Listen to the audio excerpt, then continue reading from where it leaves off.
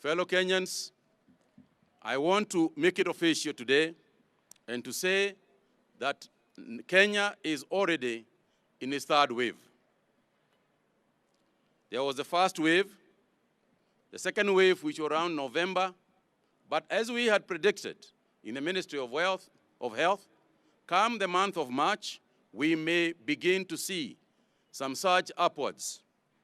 Today, we report the highest number since last year at 713 people who have contracted the disease, the virus, over the last 24 hours only.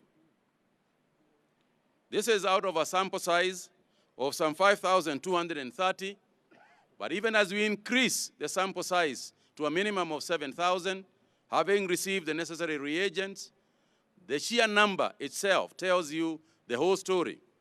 Today, also, the positivity rate that we are announcing at about 14% is also the highest one since the last phase sometime in November.